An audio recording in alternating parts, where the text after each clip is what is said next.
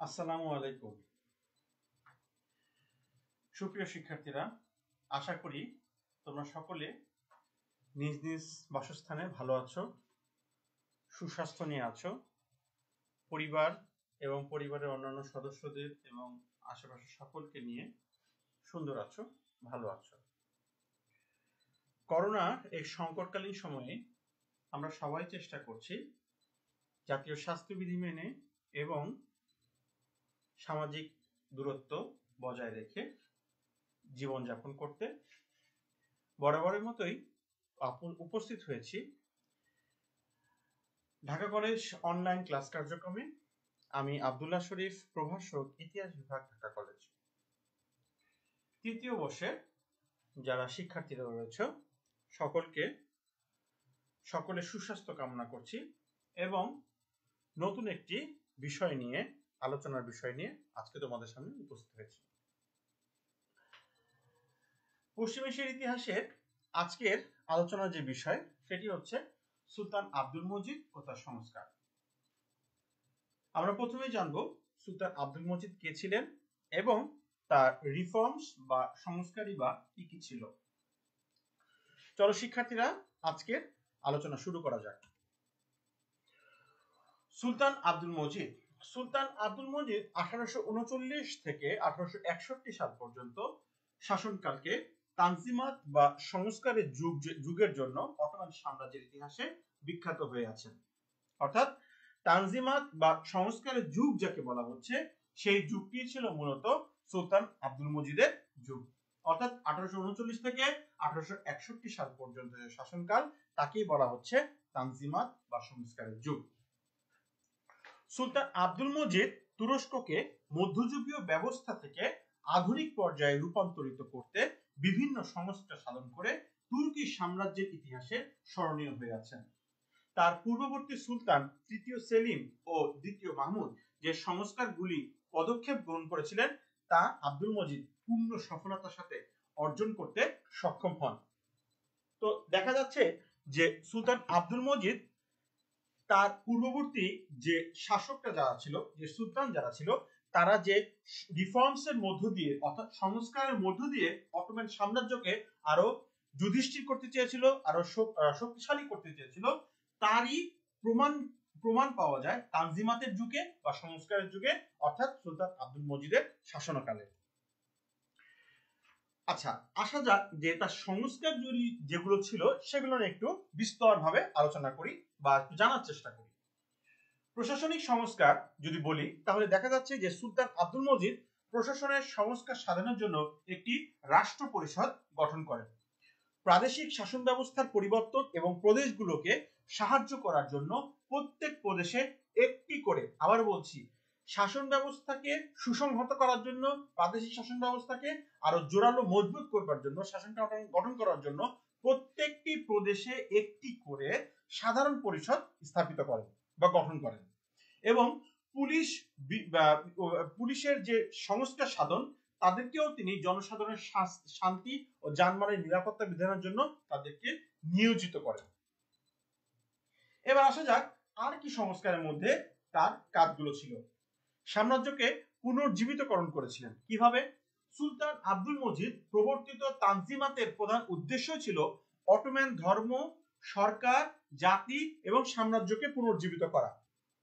একটু খেয়াল করে দেখি, তাহলে বোঝা যাচ্ছে যে অটোমান সাম্রাজ্যের যে ধর্ম, সরকার, জাতি এবং টোটাল গোটা সাম্রাজ্য, এটি কিন্তু সংস্কার করার প্রয়োজন ছিল এবং তারই ফলশ্রুতিতে দেখা যাচ্ছে তানজিমাতের যে কথাটি বলছে যে সংস্কারের যুগ যাকে বলা হচ্ছে, তার প্রধান উদ্দেশ্যই ছিল অটোমান সাম্রাজ্যের ধর্ম, সরকার, জাতি, সাম্রাজ্যকে একেবারে নতুন রূপে পুনর্জন্ম দেওয়া। আইনের দিক থেকে বলা যায় ব্যবসা বাণিজ্য ও অন্যান্য ক্ষেত্রেও আধুনিক, বিশেষ করে ফরাসি আইন কানুন প্রবর্তিত হয় এবং সেজন্য নতুন বিচারালয় গঠনের ব্যবস্থা নেন এই সুলতান আব্দুল মজিদ। এবার আসা যাক প্রাদেশিক শাসন ব্যবস্থায় কি সংস্কার সাধন তিনি করেছিলেন। সুলতান আব্দুল মজিদ প্রাদেশিক শাসন ব্যবস্থার দুর্নীতি দূর করার জন্য তার মন্ত্রী রশিদ পাশা, অর্থাৎ সুলতান আব্দুল মজিদের মন্ত্রীর নাম কি? রশিদ পাশাকে তিনি প্রদেশে এবং জেলায়, অর্থাৎ জেলাকে বর্তমানে যে জেলা সেটা সে সময় বলা হতো সানজাক। সানজাক পরিষদ অর্থাৎ সানজাক পরিষদে বা মজলিসের গঠন করার উদ্দেশ্যই ছিল প্রদেশে পালের ক্ষমতা সীমিত করা এবং ক্ষমতার যাতে অপব্যবহার না হয় সেদিকে নজর রাখা, এবং প্রাদেশিক পর্যবেক্ষকদের রিপোর্টের ভিত্তিতে, আবারও বলছি, প্রাদেশিক পর্যবেক্ষকদের রিপোর্টের ভিত্তিতে 1864 সালে এক ফরমান দ্বারা প্রাদেশিক শাসন ব্যবস্থায় এক নতুন রূপরেখা প্রকাশ করা হয় এবং প্রদেশ বা ইলায়েত গুলোকে বিলায়েত নামে অভিহিত করা হয় এবং প্রতিটি বিলায়েতকে কয়েকটি সানজাকে এবং সানজাককে কাজা এবং কাজাকে কারিয়ায় বিভক্ত করেন। আমরা যেরকম বলি কতগুলো গ্রাম নিয়ে, কতগুলো ইউনিয়ন, গ্রাম থেকে ইউনিয়ন থেকে উপজেলা, উপজেলা থেকে জেলা, থানা, থানা থেকে উপজেলা, থানা বা উপজেলাতে একই কথা, উপজেলা থেকে জেলা, এভাবে গঠন করা হয়। কতগুলো জেলা নিয়ে একটা বিভাগ। ঠিক এইভাবেই মূলত এই বিলায়েতকে সানজাকে আর সানজাককে কাজায় এবং কাজাকে কারিয়ায় বিভক্ত করেছিলেন। এবং দেখা যাচ্ছে যে সংস্কারের মধ্যে যেটা আরেকটা বেশি গুরুত্বপূর্ণ সেটি হচ্ছে নির্বাচিত পরিষদ গঠন। কিভাবে?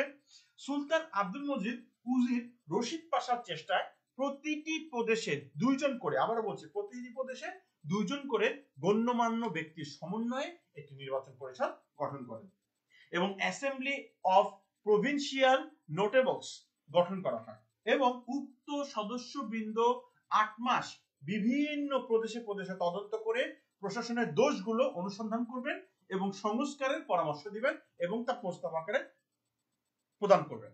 অর্থাৎ দেখা যাচ্ছে যে এই যে দুজন গণ্যমান্য ব্যক্তির সমন্বয়ে একটি নির্বাচিত পরিষদ গঠন করা হলো, তথা যেটাকে বলছে অ্যাসেম্বলি অফ প্রভিন্সিয়াল নোটেবলস, এই অ্যাসেম্বলি অফ প্রভিন্সিয়াল নোটেবলস এর কাজই হচ্ছে 8 মাস যাবত বিভিন্ন প্রদেশে প্রদেশে ঘুরে বেড়াবে, তদন্ত করবে, প্রশাসনের দোষগুলো খুঁজে বের করবে এবং সংস্কারের জন্য পরামর্শ দিবে এবং তা প্রস্তাব আকারে প্রদান করবে। কত সুন্দর প্রক্রিয়া। এরপরে যে সংস্কারের মধ্যে ছিল সেটি হচ্ছে রাজনৈতিক সংস্কার। সুলতান আব্দুল মজিদের রাজত্বকালে রাজনৈতিক ক্ষেত্রে পরবর্তী সুলতানদের স্বেচ্ছাচারিতা খর্ব করে তাকে আইনের শাসনাধীনে আনয়ন করা হয়। অর্থাৎ থাকে না অনেক, একটা সাম্রাজ্যের মধ্যে, একটা বংশের মধ্যে, একটা সাম্রাজ্যের রাজবংশের মধ্যে দেখা যায় যে ধারাবাহিকভাবে কিন্তু একই রকম সুলতান বা একই রকম রাজা থাকে না। কেউ হয় একটু স্বেচ্ছাচারী, কেউ হয় আগ্রাসী, কেউ হয় একটু নরম স্বভাবের, কেউ হয় একটু ধীরে চলনীতিতে, এরকম ভাবে অনেক রকম শাসক পাওয়া যায়, অনেক রকম সুলতানদের আগমন ঘটে। তো উনি চেয়েছিলেন যে পূর্ববর্তী সুলতানদের যে স্বেচ্ছাচারিতা যে ছিল তা খর্ব করে তাকে আইনের শাসনাধীনে আনয়ন করা এবং তানজিমাত যুগের পূর্বে সুলতানের ইচ্ছা অনুযায়ী, অর্থাৎ তানজিমাত যুগের পূর্বে, সংস্কার যুগের পূর্বে সুলতানের ইচ্ছা অনুযায়ী রাষ্ট্র পরিচালিত হতো এবং সুলতান কি ক্ষমতার অধিকারী হবেন তা সঠিকভাবে নির্ধারিত ছিল না, অর্থাৎ যা ইচ্ছা তিনি তাই করতে পারতেন। বিচারক ও কাজীর পূর্বের ন্যায় সুলতানের অধীনে থেকে যায়। তানজিমাতের মাধ্যমে আব্দুল মজিদ বিভিন্ন মিল্লাতের বিভিন্ন অভাব অভিযোগ প্রতিকার করে তুর্কি সাম্রাজ্যের প্রতি প্রজাদের শ্রদ্ধা ও অনুগত্য আনয়ন করেন। এতে বিদেশিরা যেটা করেছে যে এতে বিদেশিরা রাজনৈতিক ক্ষেত্রে হস্তক্ষেপের সুযোগ পেয়েছিল। এবার আসি অর্থনৈতিক সংস্কারের দিকে। সুলতান আব্দুল মজিদ নাগরিকদের সম্পত্তি বাজেয়াপ্তকরণ নীতি প্রত্যাহার করেন। অর্থাৎ একজন নাগরিক তার সম্পদ যদি বাজেয়াপ্ত হওয়ার যে বিভিন্ন রকমের অন্যায় প্রক্রিয়া যেগুলো ছিল এগুলো তিনি এই বাজেয়াপ্ত নীতি প্রক্রিয়া বাতিল করে দেন, প্রত্যাহার করে দেন এবং তিনি নির্দিষ্ট হারে খাজনা দেওয়ার ব্যবস্থা করেন। পূর্ববর্তী সুলতান যারা ছিলেন, পূর্ববর্তী সুলতানরা চেষ্টা করছিলেন বিভিন্নভাবে অন্যায় অত্যাচারের মাধ্যমে, অত্যাচার নিপীড়নের মাধ্যমে এই জনগণ সাধারণ নাগরিকদের উপরে করারোপ করা, খাজনা আদায় করা, জোরপূর্বক খাজনা আদায় করার ব্যবস্থা ছিল। তিনি এখানে এসে চিন্তা করলেন যে এখানে একটা নির্দিষ্ট হারে খাজনা দেওয়ার ব্যবস্থা থাকবে যাতে জমির যে মালিক বা যেই নাগরিক যে জমি ফসল ফলায় তাকে একটা নির্দিষ্ট বেঁধে দেওয়া খাজনা দেওয়া হবে এবং সেটা অবশ্যই জমির সাথে রিলেটেড বা জমির মাপ, উৎপাদন সবকিছু উপর বিবেচনা করে। তিনি সামরিক ব্যয়ভার কমিয়ে, আবার বলছি, তিনি সামরিক ব্যয়ভার কমিয়ে কর্মচারীর সংখ্যা কর্মচারীদের সংখ্যা বাড়িয়ে দেন। অর্থাৎ তিনি চেয়েছিলেন যে সবার কর্মসংস্থান হোক। এতে যদি বেতনের পরিমাণটা একটু কম, সামরিক ব্যয়ভারটা যদি মানে যে বিভিন্নভাবে যে আমরা বিভিন্ন সামরিক মানে সামরিক দিক থেকে অনেক উন্নত হওয়ার চেষ্টা তিনি করেন নাই, অনেক বড় বড় মরণাস্ত্র তিনি আনার চেষ্টা করেন নাই। উনি যেটা করছেন যে এই ব্যয়ভারটা কমায় যদি আমি কর্মসংস্থানের ব্যবস্থাটা করে দেই, তাহলে দেখা যাবে যে আমার দেশের সাধারণ প্রজা যারা আছে তারা ভালো থাকতে পারবে। তো এই জন্য তিনি সামরিক ব্যয়ভার কমিয়ে উনি করেছিলেন যে কর্মচারীদের সংখ্যা আস্তে আস্তে বাড়িয়ে দেন। তাছাড়া তিনি নিরপেক্ষ কর ব্যবস্থা প্রবর্তন করেন এবং বাৎসরিক বাজেট গ্রহণ এবং ব্যাংক প্রতিষ্ঠা করে তিনি জনগণের অর্থনৈতিক উন্নতির চেষ্টা করেন। আবার বলছি, তিনি নিরপেক্ষ কর ব্যবস্থা প্রবর্তন করেন, বাৎসরিক বাজেট গ্রহণ করেন, তৎকালীন সময় বাজেটের ব্যবস্থা ছিল, এবং ব্যাংক প্রতিষ্ঠার মাধ্যমে জনগণের অর্থনৈতিক উন্নতি, যেখানে মানুষ টাকা রেখে মানে ভালো থাকতে পারবে বা মানে নিরাপদ থাকতে পারবে বা নিশ্চিন্ত থাকতে পারবে, সেই ব্যবস্থা তিনি ব্যাংকের মাধ্যমে করেছিলেন। তাছাড়া তিনি অমুসলিম মিল্লাত গুলোকে ব্যবসা বাণিজ্যে সাহায্য করেছিলেন। এছাড়াও তিনি বিদেশি নাগরিকদের অটোমান সাম্রাজ্যের সম্পত্তি ক্রয়ের অধিকার প্রদান করেছিলেন। এবার আসি সামাজিক সংস্কারের কথা। সামাজিক সংস্কারের দিকে যদি তাকাই তাহলে দেখতে পাই সুলতান আব্দুল মজিদ তার সাম্রাজ্যের জনগণের সামাজিক নিরাপত্তার বিধান করেন। আইন অনুযায়ী প্রকাশ্যে বিচারের ব্যবস্থা করেন। অর্থাৎ যে আইন অনুযায়ী প্রকাশ্যে বিচারের ব্যবস্থা করে এই অর্থে যে মানুষ বিচার দেখে ভয় পাবে এবং ওই অপকর্ম দিকে আর কেউ যাবে না। তিনি উৎকোচ প্রথা বিলোপ সাধন করেন। অর্থাৎ এখন অনেক সময় দেখা যায় যে উৎকোচ, উপঢৌকন, মানে এগুলো হচ্ছে যেটাকে আমরা যে বাংলায় বলি ঘুষ, এই বিষয়গুলোকে তিনি বিলোপ সাধন করেন। তাছাড়া তিনি অমুসলিম মিল্লাত গুলোকে অভ্যন্তরীণ স্বায়ত্তশাসন, স্বায়ত্তশাসন শব্দটাকে যদি ভেঙে বলি স্বশাসিত যে শাসন, অর্থাৎ নিজ কর্তৃক যে শাসন, এই অভ্যন্তরীণ শাসন, স্বায়ত্তশাসন, সংরক্ষণ, শিক্ষাদান, সরকারি চাকরির ক্ষেত্রে মুসলিম এবং অমুসলিম প্রজাদের একই নিয়ম প্রবর্তন করেন। এসব প্রচলিত সমাজ ব্যবস্থা ও সামাজিক ধ্যান ধারণা পরিবর্তনের ফলে তুর্কি জনগণ সাধারণত অনীহা দেখা দেয়। মানে সামাজিক ধ্যান ধারণার পরিবর্তনের ফলে তুর্কি জনগণের কিন্তু সাধারণত অনীহা দেখা দেয়, যে এই যে এত কিছু সমস্যা হতো, এই সমস্যাগুলো তখন আর ছিল না, যে কারণে কিন্তু অনীহা দেখা দিয়েছিল। এবং এরপরে যেটা আসছি যে ধর্মীয় সংস্কার। তানজিমাতের যুগে ধর্মীয় ক্ষেত্রে শরীয়তকে আইন কানুনের উৎস বলে বিবেচনা করা হতো। অর্থাৎ শরীয়ত সম্মত যে বিষয়গুলি সেগুলোকে আইন কানুন বলে মেনে নেওয়া হতো বা ল মনে মেনে নেওয়া হতো। উসমানীয় সাম্রাজ্যের বিভিন্ন ধর্মের লোকদের সমান সুযোগ সুবিধা ও অধিকার প্রদান করে সুলতান আব্দুল মজিদ আধুনিক সমাজ ব্যবস্থা গঠনে গুরুত্বপূর্ণ ভূমিকা পালন করেন। তিনি যে কোনো ধর্মের, আবারও বলছে, তিনি যে কোনো ধর্মের লোকদের প্রতি অপমানজনক কথা বলা নিষিদ্ধ করেন। অর্থাৎ কোন ধর্মের প্রতি কোন রকম কোন অসন্তোষ, বীতশ্রদ্ধ তা থাকবে না, এই ব্যবস্থা তিনি করে যান। এতে সাধারণ মুসলমান প্রজারা নিজের ধর্ম সম্বন্ধে শ্রেষ্ঠত্ব দাবি করে সরকারি নীতির বিরোধিতা করেন। তাহলে তো বোঝা যাচ্ছে কিছু ধর্মান্ধ লোক ছিল। তাছাড়া তানজিমাতের যুগে অমুসলিম জনগণকে ধর্মীয় সুযোগ সুবিধা দিয়ে আজীবন ধর্মযাজকদের মনোনয়ন দান করে সুলতান আব্দুল মজিদ তিনি মিল্লাতের ধর্মীয় শাসন ব্যবস্থার জন্য একটি নির্বাচিত পরিষদ গঠন করেন এবং তাদের গির্জা, স্কুল, হাসপাতাল মেরামতের ব্যবস্থা করে দেন। অর্থাৎ তিনি সকলের প্রতি সমান দৃষ্টিতে তাকিয়েছিলেন। এবার আসি সামরিক সংস্কারের দিকে। খাত্তি শরীফ ঘোষণার পরই আব্দুল মজিদ নববিধানে একটি সেনাবাহিনী গঠন করেন। এই সেনাবাহিনীর কার্যকাল ছিল দুই ভাগে বিভক্ত ছিল। 20 বছর থেকে ঊর্ধ্ব বয়স, 20 বছর থেকে মানে 20-এর উপরে যুবকদের নিযুক্ত করে সেনাদল গঠন করা হয় এবং প্রতিটি জেলায় নির্দিষ্ট সংখ্যক সদস্যকে এই সেনাদলে ভর্তি করে 5 বছর প্রত্যক্ষভাবে চাকরি রাখা হয়। এই কার্যকালের সেনাদলকে নিজাম বলা হয়। এরপর উক্ত সৈন্যদেরকে গৃহে প্রত্যাবর্তন করতে দেওয়া হয়, তখন তাদের রেদিফ বা জেলা ভিত্তিক সেনাদলে অন্তর্ভুক্ত করা হয়। এর কার্যকাল ছিল 7 বছর। অর্থাৎ প্রথমে দেখতে পাচ্ছি যে প্রতিটি জেলা থেকে নির্দিষ্ট সংখ্যক সদস্যদের নিয়ে সেনাদল গঠন করা হয়, যার মেয়াদ ছিল 5 বছর। তারা প্রত্যক্ষ চাকরিতে নিয়োজিত থাকবে বা তা করতে পারবে। এরপরে এই কার্যকাল শেষ হওয়ার পর সেনাদলকে এদেরকে নিজাম বলা হতো। এদের এই 5 বছর অতিক্রান্ত হওয়ার পর এদেরকে গৃহে প্রত্যাবর্তন করা হয় এবং পরবর্তীতে জেলায়, যে সমস্ত জেলায় তারা যেত, এই জেলা ভিত্তিক সেনাদলে তাদের অন্তর্ভুক্ত করা হতো এবং এর মেয়াদকাল ছিল, এর কার্যকাল ছিল 7 বছর। এবার আসি শিক্ষা সংস্কারের ব্যাপারে।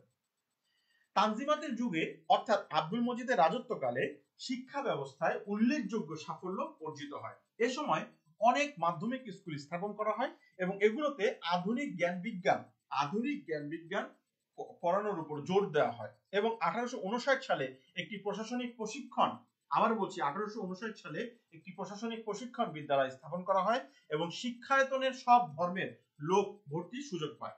সাম্রাজ্যের শিক্ষা দীক্ষার উন্নয়ন কাজ তত্ত্বাবধানের জন্য শিক্ষা মন্ত্রণালয় স্থাপিত হয়। এবার আসি বিচার ব্যবস্থার সংস্কার সাধন তিনি কিভাবে করেছিলেন। বিচার ব্যবস্থার সংস্কার সাধনের কথা যদি বলতে হয় যে সুলতান আব্দুল মজিদ এই বেশ কিছু আমূল পরিবর্তন সাধন করেছিলেন এই বিচার ব্যবস্থায়। তখন নিম্ন বিচারালয় স্থাপন, দ্বন্দ্ববিধিগুলো আধুনিক করেন, অর্থাৎ তিনি নিম্ন বিচারালয় স্থাপন করেন এবং দ্বন্দ্ববিধি যেগুলো ছিল সেগুলোকে আরো আপডেটেড করেন। সর্বোচ্চ বিচারালয়ে অমুসলিম নাগরিকদের প্রতিনিধিত্ব অনুমোদন করেন, বিনা বিচারে কারাদণ্ড প্রদান নিষিদ্ধ করেন এবং বিষ প্রয়োগে বা অন্য কোনো ভাবে অমানবিক ভাবে প্রাণনাশ বন্ধ ঘোষণা করেন এবং আইন অনুযায়ী প্রকাশ্যে বিচারের ব্যবস্থা করা এবং সাক্ষ্য প্রমাণ যাচাই করে বিচারে রায় দেওয়ার ব্যবস্থাও তিনি করে যান। অর্থাৎ উনি নীতিতে ছিলেন অটল। তিনি সুলতান আব্দুল মজিদ নীতি নৈতিকতার দিক থেকে একেবারে শীর্ষে ছিলেন, যে কারণেই তিনি বলছেন যে প্রকাশ্যে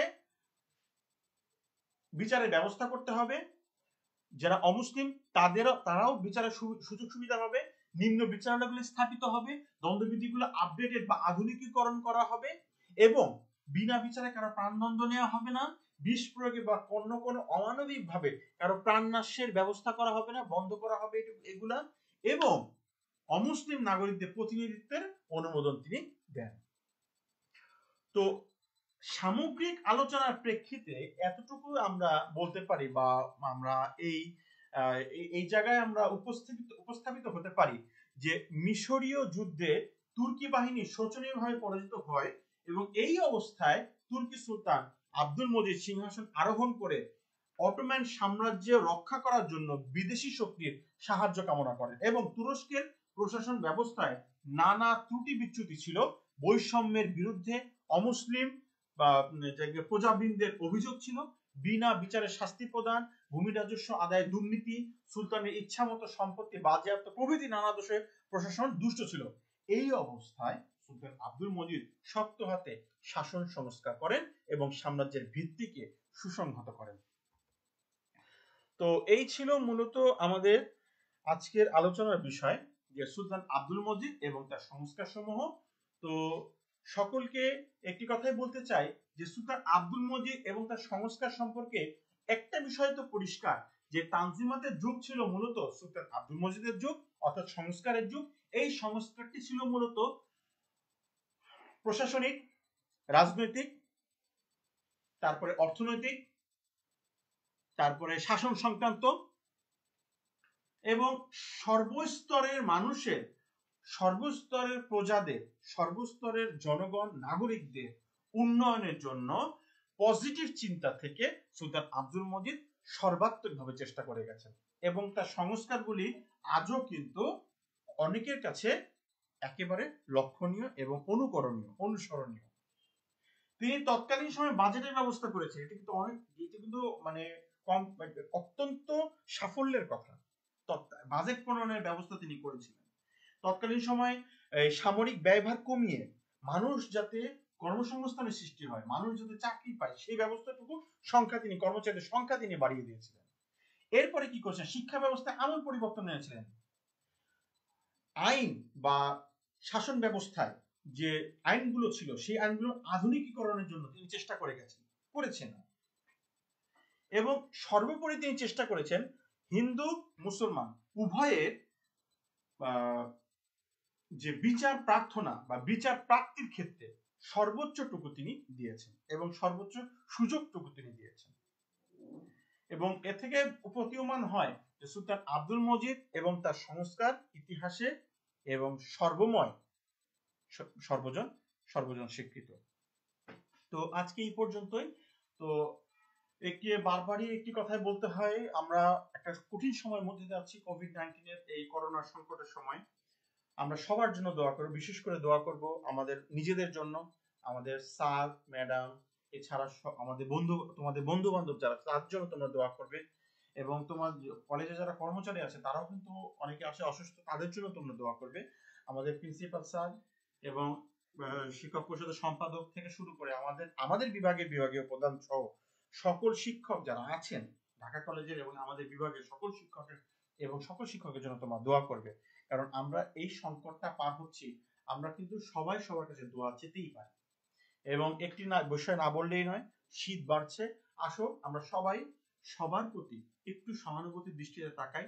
আমাদের পাশে বা আমাদের বিভিন্ন রাত আমরা যখন রাস্তায় বের হই বা বিভিন্ন জায়গায় যাই, তখন অবশ্যই আমাদেরকে কিন্তু মাস্ক পরে বের হতে হবে। এটা কিন্তু সরকার থেকে নির্দেশনা আছে, মাস্ক পরে বের হতে হবে।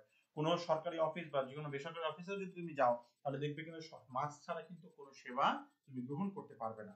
তো মাস্ক পরে অবশ্যই যেতে হবে, সামাজিক দূরত্ব বজায় রাখতে হবে এবং জাতীয় স্বাস্থ্যবিধি যেটা বলা হচ্ছে, জাতীয় স্বাস্থ্যবিধি মেনে চলতে হবে। তো আসলে আমরা সবাই চেষ্টা করি নিজেদের সুন্দর রাখতে, সুস্বাস্থ্য রাখতে এবং সর্বোপরি ভালো থাকতে।